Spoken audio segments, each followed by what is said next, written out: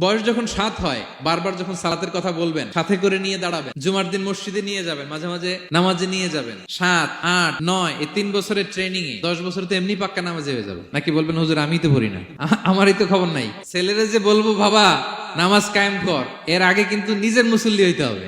নামাজের ব্যাপারে no consideration, কোনো ছাড় নাই। সালাত আপনাকে পড়তেই হবে যে কোনো পরিস্থিতিতে। এজন্য 7 বছর বয়স থেকে বিশ্বনবী ওয়ার্নিং দিতে বলেছেন। 10 বছর বয়স হলে প্রয়োজনে রূঢ় আচরণ করো, শাসন করো, প্রয়োজনে মৃদু প্রহার করো।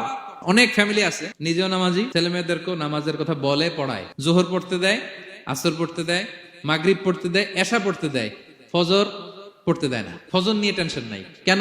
আমার কলিজার টুকরা সন্তান ঘুমায় হুজুর, কাঁচা ঘুম কেমনে ভাঙাই। যে বাবা মারা মনে করে সকালে কিভাবে ডাকি, উঠতে চায় না হুজুর, কাঁচা ঘুম কষ্ট হয়ে যায়।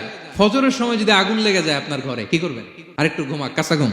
দুনিয়ার আগুন থেকে রক্ষা করার জন্য যেমনি ডাকেন, উঠায় নিয়ে আসেন, জাহান্নামের কঠিন আগুন থেকে বাঁচানোর জন্য ফজরের সময়ও ডাকার দরকার আছে না নাই?